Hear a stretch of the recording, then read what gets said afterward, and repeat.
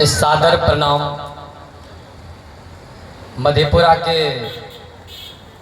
इस पावन धरती पर शिक्षा और प्रतिभा के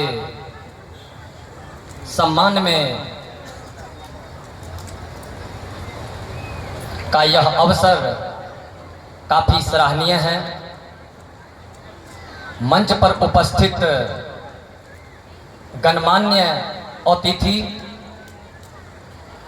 प्रगति क्लासेस के निदेशक नंदन कुमार जी, मेरे साथी शिक्षकगण, मीडिया के तमाम बंधु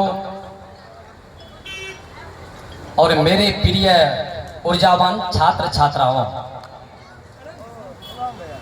आज के इस मधेपुरा में प्रतिभा सम्मान समारोह के भव्य आयोजन को देखकर हृदय हर्षित है। काफी खुशी महसूस हो रहा है। सबसे पहले मैं प्रगति क्लासेस के निदेशक नंदन जी को हृदय से धन्यवाद देता हूं, जिन्होंने इस प्रतिभा सम्मान समारोह में मुझे उपस्थित होने का और आप सभी से रूबरू होने का अवसर दिया। साथ ही ये जो कार्यक्रम है, ये जो बच्चों ने अपने परफॉर्मेंस, अपने मेहनत से जो परिणाम पाया है, उसी के सम्मान में ये कार्यक्रम को रखा गया। और हमारा जो समाज का विद्यार्थी मेहनत करते हैं और उनका जो परिणाम आता है, देख करके काफी खुशी होता है। साथ ही मंच पर हमारे बहुत सारे सम्मानित अतिथि उपस्थित हैं। हम भी सुनने का काम करेंगे। कम शब्दों में हम अपनी बातों को समाप्त करेंगे। आज का जो वर्तमान का शिक्षा है, सभी यहाँ पर विद्वान लोग उपस्थित हैं। एक बात पर सर विचार करने की बात है, अगर कोई कारखाना होता है तो उस कारखाना के मालिक का मेन दायित्व होता है कि इस कारखाना से कुछ निकले और अंतिम में उस कारखाना से जो प्रोडक्ट बनता है उस पर कुछ ना कुछ लाभ मिलता है। आज हमारे समाज के अभिभावक बच्चे अपने जीवन के सबसे ज्यादा समय शिक्षा के पीछे लगाते हैं।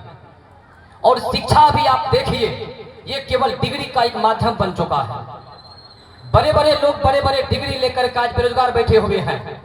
जिस फैक्ट्री में हमारा बच्चा तैयार होता है, जो एमए कर कर के लोग आज बैठे हुए हैं, उस शिक्षा के माध्यम से कुछ नहीं कर पा रहे हैं।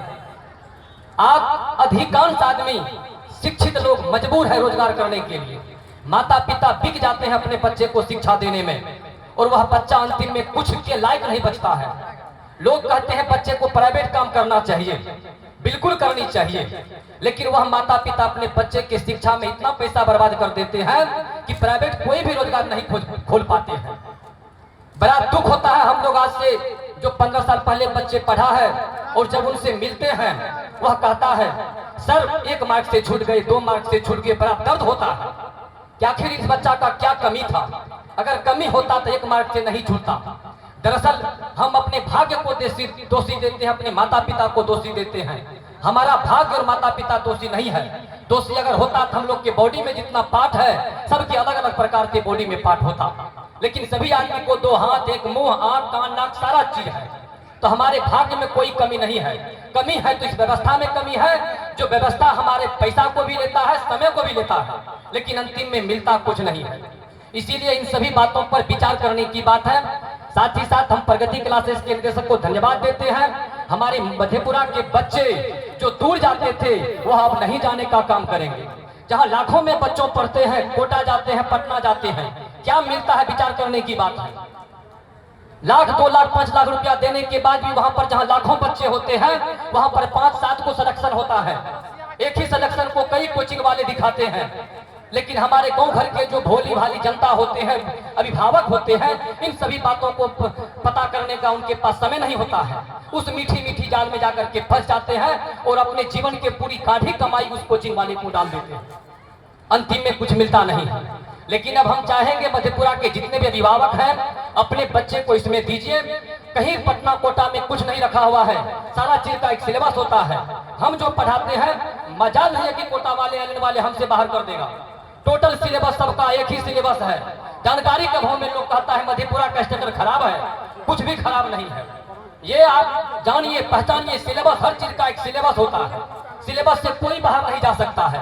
मेडिकल का सिलेबस हो, आईआईटी का सिलेबस हो, हर चीज का एक एकेडमिक सिलेबस होता है। सिलेबस को लेकर के आज गांव-गांव से छोटा छोटा कोचिंग से लोग पढ़ करके नीट का एग्जाम को क्वालिफाई कर रहा है, आईआईटी के एग्जाम को क्वालिफाई कर रहा है। लेकिन कुछ अभिभावक के मन में ये बात होता है कि हमारा बच्चा स्टार्ट के मकान में कैसे पढ़ेंगे, छोटा सा शहर में कैसे पढ़ेंगे।